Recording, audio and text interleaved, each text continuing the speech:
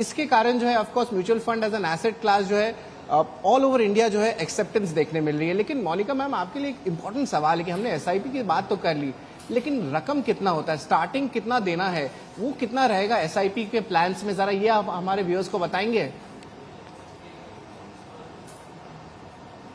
आप कितना करना चाहते हैं?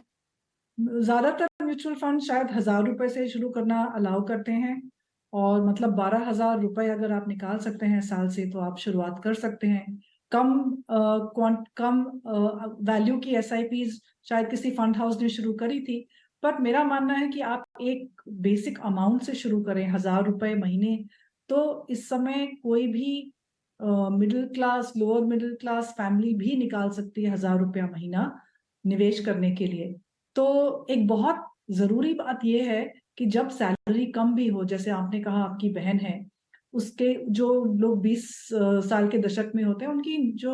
इनकम होती है वो काफी कम होती है, खर्चे ज्यादा होते हैं। पर उस समय अगर इसकी आदत डाल ली जाए एसआईपी की, चाहे 1,000 से चाहे 2,000 से, और जो एक जरूरी बात होती है वो एक सिस्टम बनाना होता है कि आपकी पाइपलाइंस जुड़ गई हैं क्या बैंक से, जो प्लेटफॉर्म है जिससे आप निवेश करेंगे, या डिस्ट्रीब्यूटर है, या कोई इंडस्ट्री डायरेक्ट प्लेटफॉर्म है जैसे म्यूचुअल फंड यूटिलिटी। क्या आपने वो पाइप्स क्रिएट कर दी हैं अपने बैंक अकाउंट और प्लेटफॉर्म या इंटरमीडियरी के साथ, कि आप हर महीने चाहे तो उस अमाउंट को बढ़ा सकते हैं। अगर आप चाहे, जैसे आपका इंक्रीमेंट आता है तो आपको 10 सेकंड नहीं लगेंगे ऑनलाइन जाके उसको अपडेट करने में या नया एसआईपी खोलने में। तो बहुत जरूरी है एक आदत डालना एसआईपी की, चाहे 1,000 रुपए से शुरू करें, और ये जानना कि जैसे जैसे इंक्रीमेंट आता है, जैसे जैसे आपकी सैलरी बढ़ती है, वैसे आपको एसआईपी को अपडेट करना है, उसमें ज्यादा निवेश करना शुरू करना है। तो और या जैसे कभी बोनस आया, या कहीं से कोई पॉलिसी मैच्योर हुई, या इंक्रीमेंट आया, तो उसको लेके आपने एसआईपी तो आपका चल रहा है, उस समय आप लमसम निवेश उसमें कर सकते हैं। तो 2-3 बातें याद रखनी है, हैबिट बनानी है, पाइप्स बनानी है, एक सिस्टम बनाना है, और एक आदत डालनी है निवेश करने की एसआईपी के थ्रू। निवेश करने की एसआईपी के थ्रू। बिल्कुल संजय सर, एक इम्पॉर्टेंट बात कहूंगा कि एसआईपी की जो एक किस्त अगर चुक जाती है, सपोज हमने बात की है एसआईपीज के नॉर्मल मंथली प्लान्स के, या यहाँ पे एसआईपीज के लेवल्स को बढ़ा सकते हैं, लेकिन अगर गलती से या कोई कारणवश कोई एसआईपी का जो है किस्त चुक गया, जो पेमेंट होती है मंथ एंड में या मंथ स्टार्ट में, जो भी टाइमिंग रहता है, तब क्या होगा, जरा ये बताएंगे इस प्रोसीडियर का क्या मतलब है।